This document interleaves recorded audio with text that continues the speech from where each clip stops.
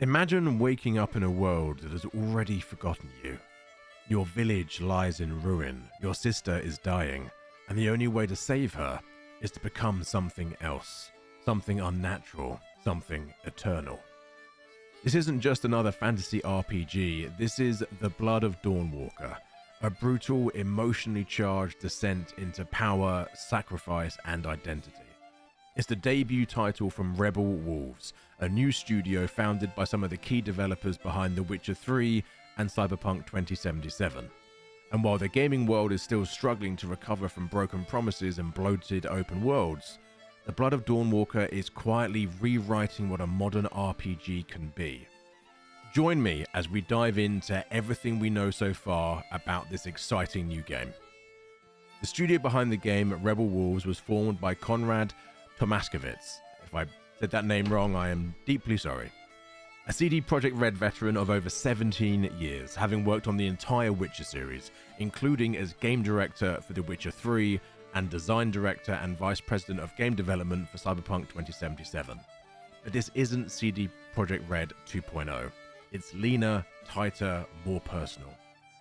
After the fallout from Cyberpunk 2077, this team made a conscious decision to scale down, while doubling down on ambition. Their mission? To craft a single-player, story-rich RPG that trades endless content for emotionally grounded storytelling. They're calling it a narrative sandbox, not an endless world to fill with icons, but a place where every hour, every decision, every drop of blood actually means something. The game is set in a fictional land called Vale Sangora, deep in the Carpathian Mountains, during a plague-ridden 14th century. This isn't high fantasy, this is folklore soaked in dirt, disease, and desperation. Vampires rule the land. Their leader, an ancient being named Brensis, enforces a blood tax on the remaining human population. Those who refuse vanish. And it's in this world caught between collapse and conquest that we meet Coen, our protagonist, a peasant, a brother, a victim of fate. Coen is more than just a blank slate. He's written to be someone with weight, with scars, a man poisoned by silver while working in the mines, transformed into something no one fully understands, a Dawnwalker. He can walk in the light, but he's not entirely human anymore. What makes it so compelling is how it reframes the usual power fantasy. You're not growing stronger just to win, you're evolving into something you might not be able to control. And every time you feed, every time you give in to that hunger, the world remembers. NPCs react, quest lines close, people fear you, and worse, your sister Lunka, the reason you took this path, may be watching. The core mechanic is as unforgiving as the world it's built in. You have 30 days and 30 nights. That's it. The clock only ticks forward when you complete quests, so you're free to explore without penalty. But here's the catch.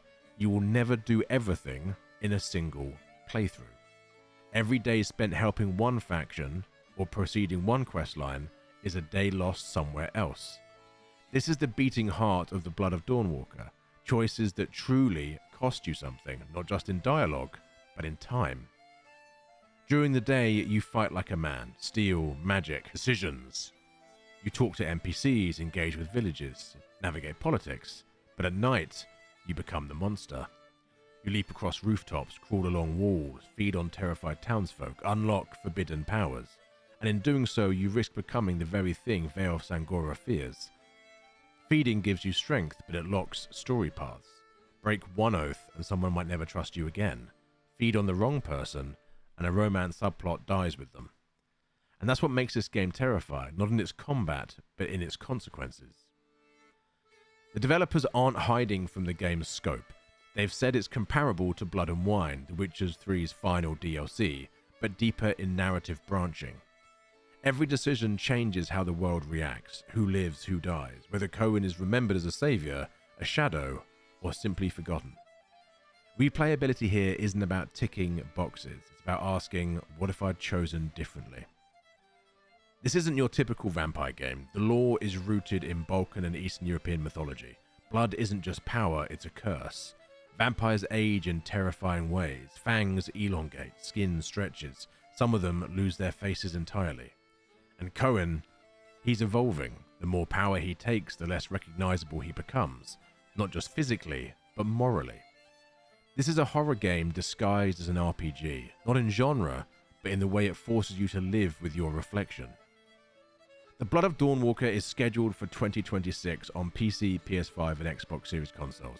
And after the devs revealed 20 minutes of gameplay in summer 2025, one thing is clear. The game isn't chasing trends. It's trying to rebuild trust in the idea of single-player RPGs by giving you real choice, real weight, and real consequences. Will it deliver? We'll find out. But if it does, this could be the most important RPG since The Witcher 3.